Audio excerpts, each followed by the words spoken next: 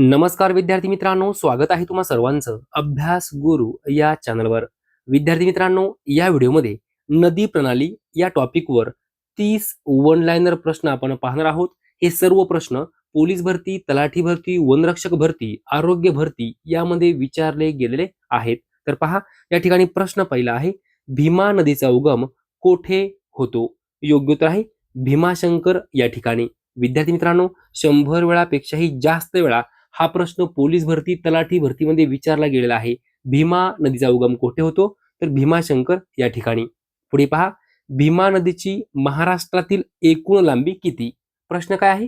भीमा नदीची महाराष्ट्रातील एकूण लांबी किती? योग्य उत्तर आहे 451 किमी. 451 किमी. तोंडी पाठ करून ठेवायचं आहे. झोपेत जरी विचारलं, भीमा नदीचा उगम भीमाशंकर. भीमा नदीची महाराष्ट्रातील एकूण लांबी 451 किलोमीटर. पुढील प्रश्न पहा, कोणत्या नदीला महाराष्ट्राची जीवनरेखा तसेच महाराष्ट्राची भाग्यलक्ष्मी म्हणतात? असा प्रश्न 50 वेळापेक्षाही जास्त वेळा तलाठी भरतीमध्ये विचारला गेला आहे. लगेच उत्तर यायला पाहिजे. कोयना. कोयना नदीला महाराष्ट्राची जीवनरेखा म्हणतात, तसेच महाराष्ट्राची भाग्यलक्ष्मी सुद्धा म्हणतात. लक्षात ठेवायचं आहे.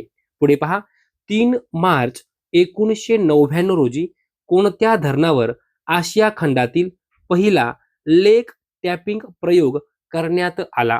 योग्य उत्तर आहे कोयना. लक्षात ठेवा, 3 मार्च 1999 रोजी कोयना धरणावर आशिया खंडातील पहिला लेक टॅपिंग प्रयोग करण्यात आला. पुढील प्रश्न पहा, महाराष्ट्रातील कोणत्या नद्या दक्षिण वाहिनी आहेत? महाराष्ट्रातील कोणत्या नद्या दक्षिण वाहिनी आहेत? योग्य उत्तर आहे वर्धा आणि वैनगंगा. या दोन नद्या दक्षिणी वाहिनी आहेत. लक्षात ठेवा, वर्धा, वैनगंगा दोन्ही नद्या दक्षिण वाहिनी आहेत. पुढील प्रश्न पहा, गोदावरी नदीला कोणकोणत्या नावाने ओळखले जाते? तर दक्षिण गंगा तसेच रुद्ध गंगा. गोदावरी नदीला दक्षिण गंगा या नावाने ओळखले जाते, तसेच रुद्ध गंगा या नावाने सुद्धा ओळखले जाते. पूर्ववाहिनी नद्यांच्या मुखाजवळ डॅश डॅश प्रदेश तयार झाला आहे. कोणता प्रदेश? तर त्रिभुज प्रदेश. पूर्ववाहिनी नद्यांच्या मुखाजवळ त्रिभुज प्रदेश तयार झाला आहे. पुढील प्रश्न पहा, भारतातील दुसऱ्या क्रमांकाचे सर्वात मोठे नदी खोरे कोणते? प्रश्न महत्वपूर्ण आहे, परीक्षेमध्ये वारंवार विचारला गेलेला आहे. भारतातील दुसऱ्या क्रमांकाचे सर्वात मोठे नदी खोरे कोणते? योग्य उत्तर आहे गोदावरी. विद्यार्थी मित्रांनो, मग पहिल्या क्रमांकाचं कोणतं आहे? तर गंगा. लक्षात ठेवा, पहिल्या क्रमांकाचं जर विचारलं तर गंगा आणि दुसऱ्या क्रमांकाचं जर विचारलं तर गोदावरी. पुढील प्रश्न पहा, भीमा नदी कोणत्या नदीची प्रमुख उपनदी आहे? भीमा नदी कोणत्या नदीची प्रमुख उपनदी आहे? योग्य उत्तर आहे कृष्णा. कृष्णा नदीची प्रमुख उपनदी भीमा नदी आहे. पुढे पहा, पुण्याजवळ भीमा नदीला मिळणारी महत्वाची उपनदी कोणती? कोणती आहे? तर इंद्रायणी.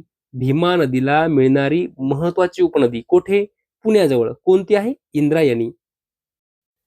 पुढील प्रश्न पहा, महाराष्ट्रातील प्रमुख जलविभाजक, त्यालाच म्हणतात वॉटर डिव्हाइड म्हणून कोणता पर्वत ओळखला जातो? महाराष्ट्रातील प्रमुख जलविभाजक म्हणजेच वॉटर डिव्हाइड म्हणून कोणता पर्वत ओळखला जातो? योग्य उत्तर आहे सह्याद्री पर्वत. त्यालाच काय म्हणतात? पश्चिम घाट असं म्हणतात. विद्यार्थी मित्रांनो, आपल्याला पर्यायामध्ये काय दिलेलं आहे व्यवस्थित वाचायचं आहे. सह्याद्री पर्वतालाच पश्चिम घाट म्हणतात. लक्षात घ्या. पुढे पहा, भीमा आणि नीरा नद्यांचा संगम कोठे होतो?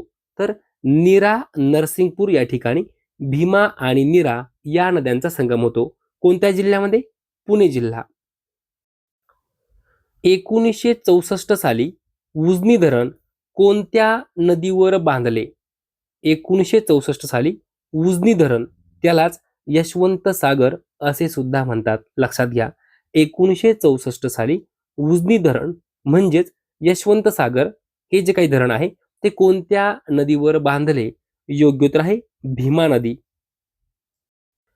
पुढे पहा, तापी नदी खोऱ्याचा विस्तार महाराष्ट्राच्या कोणत्या भागात आहे? काय विचारलाय? भाग विचारलाय, भाग.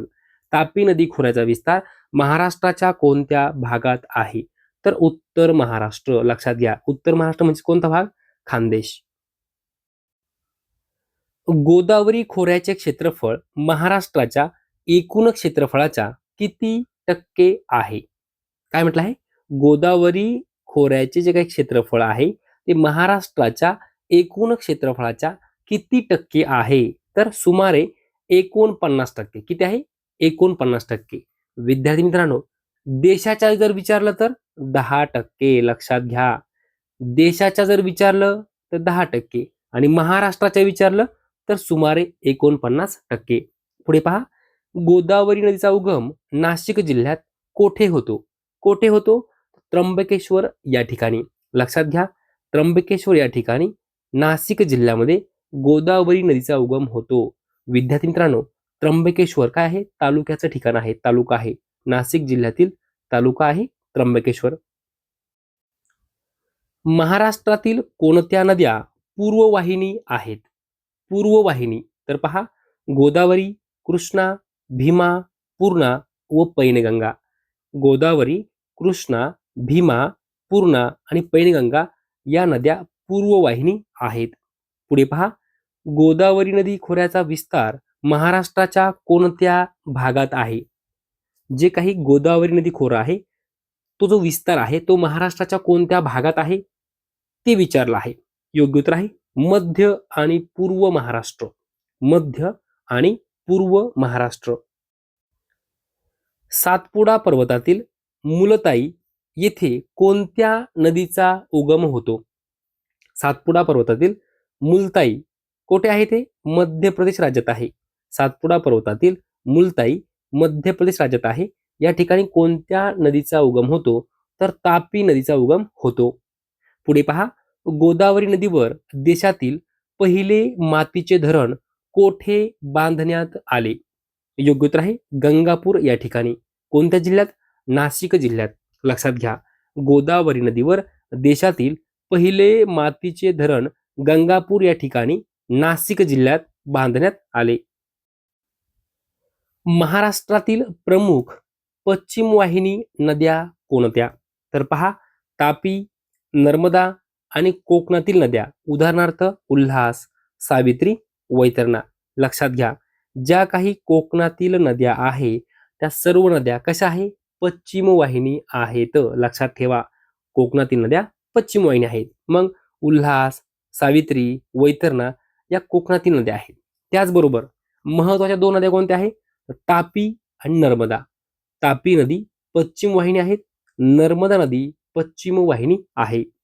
पुढे पहा, गोदावरी नदीवर नाशिक येथे कोणता प्रसिद्ध घाट आहे? योग्य उत्तर आहे रामकुंड. गोदावरी नदीवर नाशिक येथे कोणता प्रसिद्ध घाट आहे? तर रामकुंड. दक्षिण पूर्णा ही कोणत्या नदीची उपनदी आहे? तर गोदावरी नदीची. गोदावरी नदीची उपनदी आहे दक्षिण पूर्णा.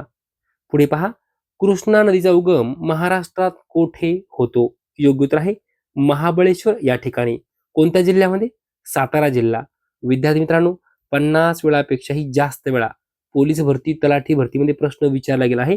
कृष्णा नदीचा उगम महाराष्ट्रात कोठे होतो? तर महाबळेश्वर या ठिकाणी होतो. कोणत्या जिल्ह्यात? सातारा जिल्ह्यात. महाराष्ट्र पठारावरील नद्यांनी कोणत्या प्रकारची जलप्रणाली तयार केलेली आहे? योग्य उत्तर आहे वृक्षाकार. लक्षात घ्या, महाराष्ट्र पठारावरील ज्या काही नद्या आहेत त्यांनी वृक्षाकार प्रकारची जलप्रणाली तयार केलेली आहे.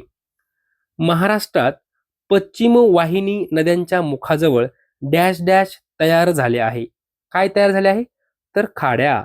महाराष्ट्रात पश्चिम वाहिनी नद्यांच्या मुखाजवळ खाड्या तयार झालेल्या आहेत. अजिंठा लेण्या कोणत्या नदीवर स्थित आहे? योग्य उत्तर आहे वाघूर.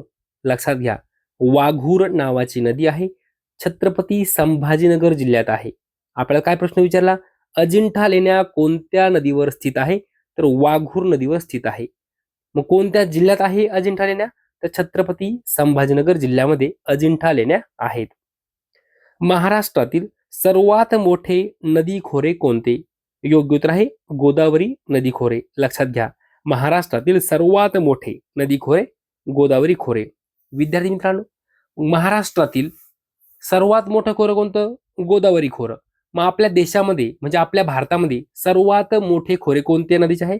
तर गंगा नदीचे आहे. लक्षात घ्या, महाराष्ट्रातील जर विचारलं तर गोदावरी खोरे आणि भारतातील विचारलं तर गंगा नदीचे खोरे. आणि भारतातील दुसऱ्या क्रमांकाचं जर विचारलं तर गोदावरी खोरे. लक्षात घ्या, भारतातील सर्वात मोठे खोरे म्हटलं तर गंगा आणि दुसऱ्या क्रमांकाचं जर विचारलं तर गोदावरी खोरे. ओके. गोदावरी नदीची सर्वात लांब उपनदी कोणती? प्रश्न महत्वपूर्ण आहे. गोदावरी नदीची सर्वात लांब उपनदी कोणती? योग्य उत्तर आहे प्राणहिता. कोणती नदी आहे? प्राणहिता. पुढे पहा, भीमा नदी कृष्णेला कोठे मिळते? पहा, भीमा नदी ही कृष्णेची काय आहे? उपनदी आहे. मग ती कृष्णेला कोठे मिळते? तर रायचूर जवळ कुरगुड्डी या ठिकाणी. कोणत्या राज्यात? कर्नाटक राज्यामध्ये. लक्षात घ्या, भीमा नदी कृष्णेला रायचूर जवळ कुरगुड्डी या ठिकाणी कर्नाटक राज्यात मिळते. विद्यार्थी मित्रांनो, अशा प्रकारे या व्हिडिओमध्ये अतिशय महत्त्वाचे 30 वन लाइनर प्रश्न आपण पाहिलेले आहेत. विद्यार्थी मित्रांनो, हे 30ही प्रश्न पोलीस भरती, तलाठी भरती, वनरक्षक भरती, आरोग्य भरती यामध्ये वारंवार विचारले गेलेले आहेत. सर्व प्रश्न तोंडीपाठ करून ठेवायचे आहेत. विद्यार्थी मित्रांनो, जर तुम्हाला आपला हा व्हिडिओ आवडला असेल तर नक्की एक लाईक करा, शेअर करा, सबस्क्राईब करा. धन्यवाद.